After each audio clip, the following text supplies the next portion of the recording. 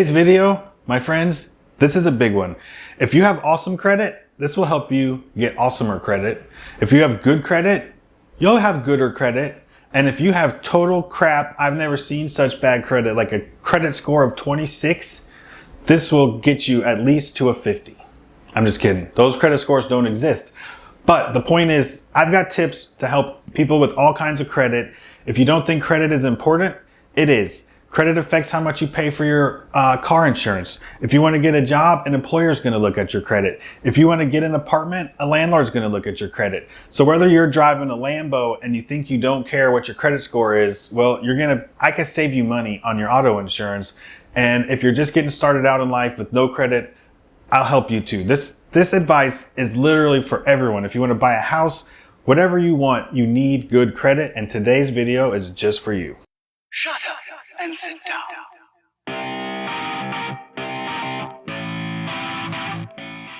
All right, I've got a ton of information here, but I want to start with an anecdotal story about myself so that if you have bad credit, we can bond and we can relate to each other and we can see that we're not so different, you and I. I had a point after 2008 when I lost everything, when the mortgage crisis happened and I had 3 foreclosures on my credit report. And my credit was literally as bad as it could be. The bank took everything from me. I went back into the workforce to get a job. I'd always been self-employed. So I went to go work for somebody else and they were going to auto deposit my paycheck.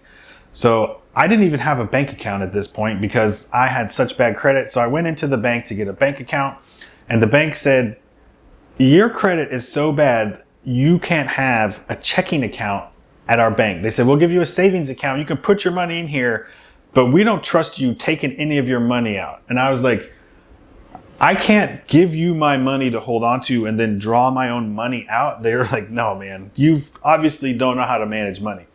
I was 35 years old. I had to get my boss to co-sign on a checking account for me. That's how bad my credit was. So I've used these techniques. I've built my credit back up over 800 after that. It didn't take long.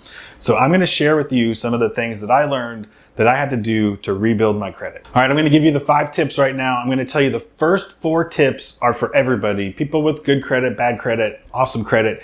Everybody can improve their credit a little bit.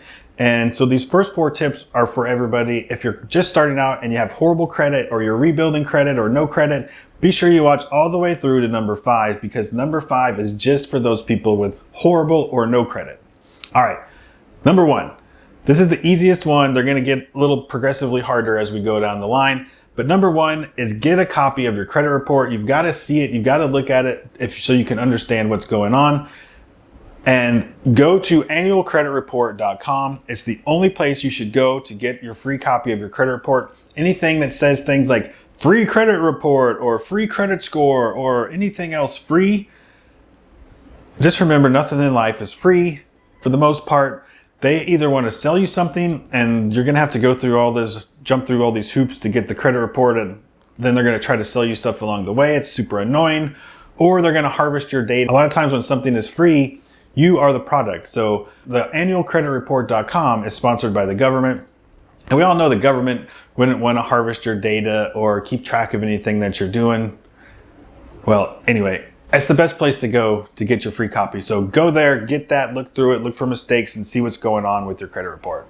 You should do this once a year so you can keep up on what's going on and just make sure everything is in order. All right, step 2. Now that you've got it, you got to go through this thing with a fine-tooth comb. You've got to look for any mistakes. Maybe it's an old collection that you paid off that's still reporting. Maybe it's a loan that you have that's reporting 2 times. Maybe it's old credit cards you don't use anymore that you thought you were closed that are still open. Go through there, look for any kind of mistakes, and we've got to dispute these mistakes. I'm not doing a 3-hour-long masterclass on how to fix your credit. I'm just telling you, I'm giving you the tools so that you can do it yourself. So if you want to dispute these things, some of these like Equifax or TransUnion, the 3 reporting agencies, they'll have information. They should have information on their website how to do it, or just put into the Google machine how to dispute on Equifax, how to dispute a TransUnion credit error, and you'll get information how to do it. You'll be able to find it. And if you can't, well, then there's no hope for you. I'm just kidding. You can figure it out. I have faith in you. You can do it. A couple things to note about disputing things on your credit report. See, it's sort of like the American justice system. You're innocent until proven guilty.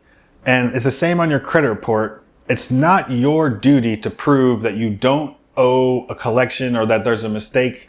If you find something and you say it's a mistake, the person who reported it, it's their duty to prove that it's factual and correct.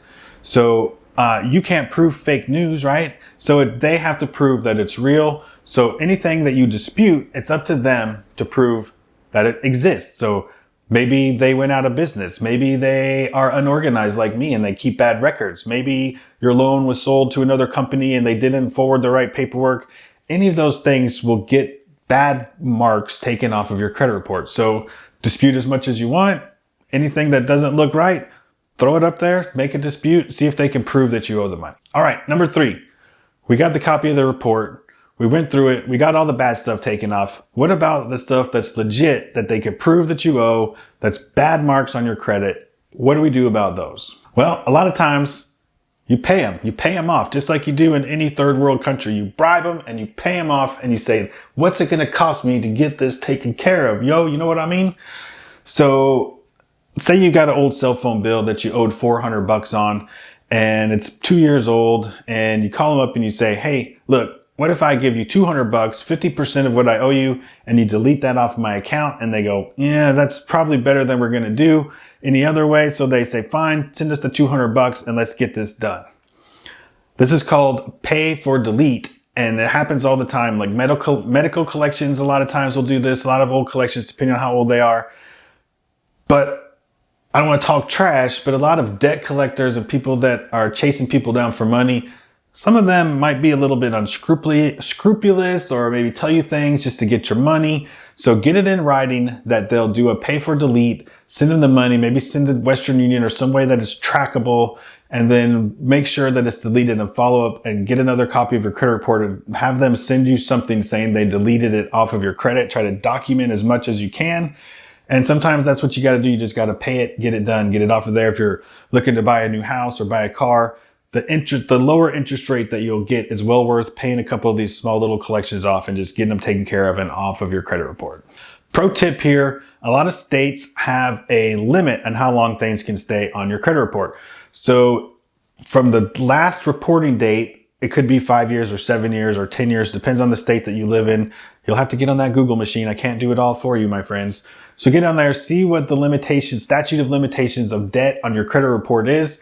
And if you've got something that's 7 or 8 years old, like I know in Florida, when I went through all this, it was 7 years.